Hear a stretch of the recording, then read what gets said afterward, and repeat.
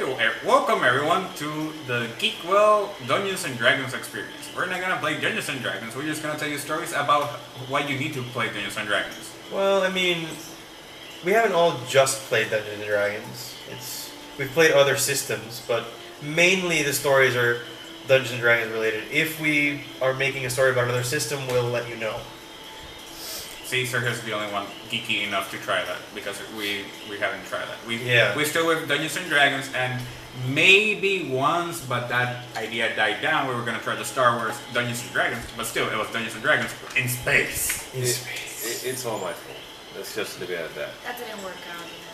Okay. So we're here. I'm Temper. I'm D-Law. Portalberry. I'm just Caesar. He's just Caesar. Yeah. Yeah. And I mean, whoever wants to start with one of their stories can start. Okay. So, I started playing Dungeons and Dragons when I met Cesar in law school. So when we started playing for the first time, I met his dungeon master. They were like, "Oh, cool! You can build whatever you want." And I was like, "I'm gonna go for the most basic but maybe idiotic thing ever." So I made a Minotaur Barbarian. In practice, it sounds perfect because it's a Minotaur and it's a Barbarian, so they're match made in heaven. Thing is that Minotaurs have a little ability every time you do a perfect D20. So what happened? I have an ability that stacks attacks depending on my Constitution modifier. So I could do like 20 attacks from one single ability. I roll all perfect 20s on that, so that's 20 attacks. And he's like, "Oh, okay, you hit the guy for 20 times." And then, no, wait, there's another trigger. I get to ram at the guy 20 times. I was like, "No, you can't." It's like, "No, check the book. Look for the ability." I check it out. And then the thing is that I ended up pushing the huge-ass Titan slowly but surely off a cliff 20 times. And the only thing that he could say is like, "Screw you." And that's why he hates me now. Sergio? I'm sorry, I still can't believe that you lucked out and found the one skill in the Minotaurs that could take down a Titan in and of itself. Well, the thing is that A Titan is basically impossible to kill. unless you're a little like stab in the fork. Okay, have you tried stepping on a Lego 20 times? No, you haven't. Oh. No, you haven't. It's terrible. It's Titan bid. No, stepping on a Lego once sucks. Okay. So you got something? I have a few, but I'll tell the story of how I got my favorite D20, like the one D20 that I will always pull out in those times where I really need a 20 or a good score. Okay. Clutch 20. Yeah, the clutch 20, the clutch D20. Unfortunately, it's not on the table right now. But back in college, I think it was the second game I ever played. Or not ever played, but the second game I played with that group of people.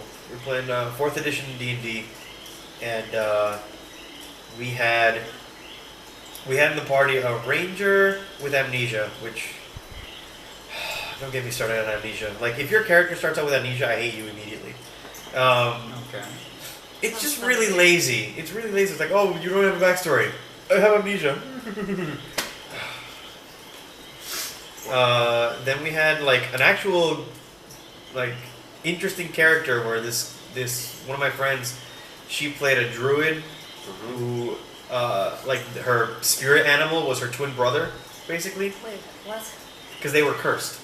So, like, the druid and her spirit animal was, like, her twin brother. He was cursed to be her spirit animal, basically. It was an interesting character. That's a good concept. It was better than amnesia. Sounds fun. Okay. Then, my friend who caused this, like, miracle D20 is playing a tiefling warlock? Yeah, warlock. And I like to play really strange mixes, so I'm playing an elf fighter. It doesn't usually make sense, but wait, whatever. So, I have the annoyance, not the annoyance, but a lot of people are annoyed with me when I play D&D because I'm usually the straight man. Like, I'm usually the one that's like... No bullshit. No Just bullshit, let's just do things, yeah. I'm the no-nonsense character, basically. Okay. So, what happened was, we didn't know who the tiefling girl was and what her whole thing was. So at one point we were making camp, and she separated the party and started talking to people and telling them like what her deal was. So to the girl who was the druid, she basically told like the truth. To the ranger, she told like a half truth. To me, she goes and says what basically amounts to the plot of Captain Planet, where she is Captain Planet and the rest of us are like heart, fire, water, whatever. My character gets heart. Oh yeah. So we're like level 1. Like level 1, level 2 or something.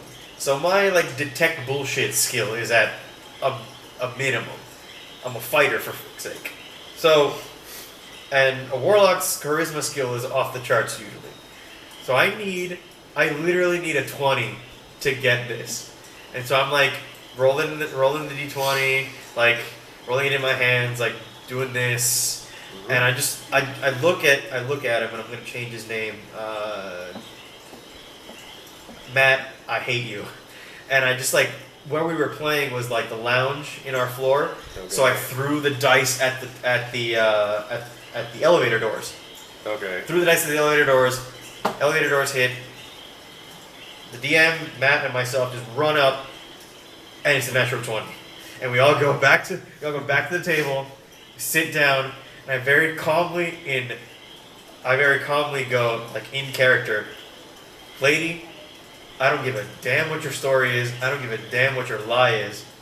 But I don't believe you in any way, shape, or form. And that was the day that D20 became my like, I need a crit. Yeah. Throw that one.